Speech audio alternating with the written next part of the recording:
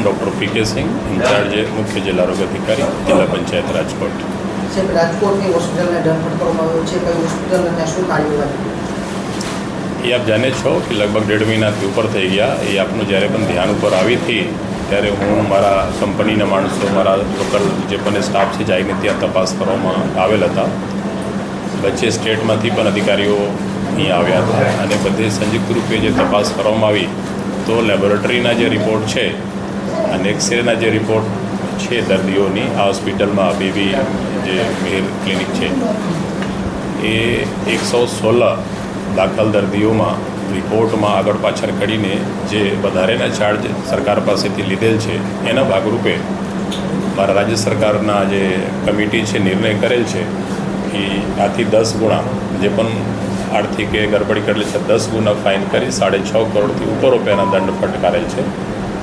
અને લગભગ જ્યાંથી મારી જાણકારી છે કે રાજકોટનો પહેલો એવી મોટી દંડ છે અને આ જરૂરી હતો જેથી કંઈક દાખલો ફિટ થાય ને બાકી પણ જે હોસ્પિટલો છે એવી કોઈ ભૂલો ના કરે ભવિષ્યમાં. આ એક બહુ પવિત્ર યોજના છે જે હું માનું.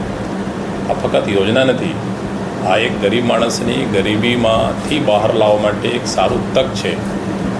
અને લગભગ આશરે દર રોજે 300 દર્દીઓ આ યોજનાના લાભ લે છે. અલગ અલગ કિડનીની હોય, કેન્સરની હોય, હાર્ટ એટેકના હોય, ડેન્ગ્યુના હોય, બીજા હોય. અને આ પવિત્રતા સાથે જો બની રહે તો એકચ્યુઅલ એના લોકોને લાભ મળશે.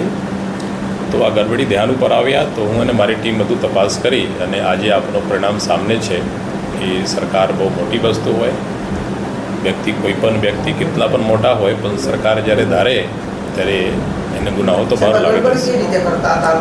ગડબડી આ રીતે કરતા હતા કે જે દર્દી દાખલ હોય તો એની પોર્ટલ ઉપર તમામ વિગતો નાખવું પડે અને લેબ પાસેથી જે રિપોર્ટ આવતો એ રિપોર્ટ પોતાના રીતે આમાં આગળ પાછળ કરીને રિપોર્ટમાં અને અપલોડ કરતા હતા. એવા 106 કેસોમાં જેના એવિડન્સ મળી ગયેલ છે, જે મારી ટીમે બધું મહેનત કરી સ્ટેટ કક્ષાના અને મારી પણ અહીંયાથી એના ભાગરૂપે દંડ ફટકારવામાં આવેલ છે. સાહેબ, આગળ શું કાર્યવાહી થશે આમાં? હવે આગળ ઓલરેડી સ્ટેટની મારી મોટી કમિટી છે, બધું પહેલું પર વિચાર કરે છે. આગળ પણ જે પણ જરૂરી લાગશે બધું કરવાઈ કરવામાં. હોસ્પિટલ માત્ર દંડ ફટકારેલ છે અને ઓલરેડી હોસ્પિટલ આ યોજનામાંથી ડીમ પેનલ કરી દેવા, સસ્પેન્ડ કરી દેવામાં આવે છે.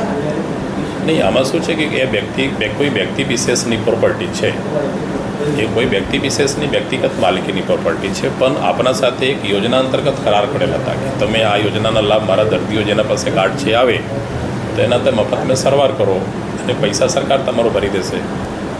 તો સીલ એની હોસ્પિટલની કોઈ મારા દ્રષ્ટિ મુજબ નથી બનતો, પણ જે સરકાર સાથે કરાર હતા આપની દર્દીઓ માટે એ એમાંથી સસ્પેન્ડ કરી દેવામાં આવેલ છે.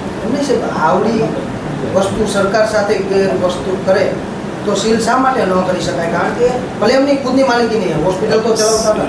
સીલ કરીએ કે એને શું જે આઉટપુટ આવે એ પછી મારા રાજ્યકક્ષામાંથી વધુ નિર્ણય કરવામાં આવશે. સર, અન્ય હોસ્પિટલોને કોઈ તપાસ કરવામાં આવશે? અને હોસ્પિટલમાં આપની વોચ હોય છે, આપની ટીમો આપની વોચ રાખતા હોય. તમારા મિત્રોના પણ કોઈ ધ્યાન ઉપર એવા કિસ્સા આવે તો મને ધ્યાન દોરજો કે એવા કોઈ કિસ્સા બનતા હોય તો.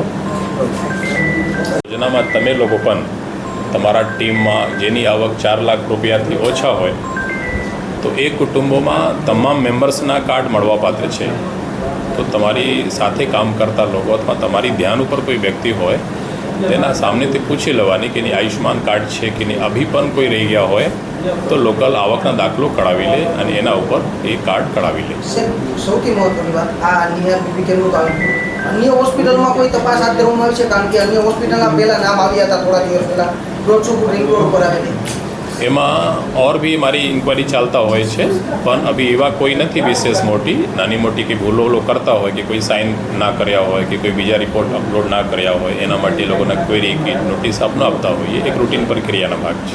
એવી કઈ હોસ્પિટલ છે કે જેમાં એ અલગ અલગ હોસ્પિટલો છે. આપણી પાસે 65 હોસ્પિટલ છે.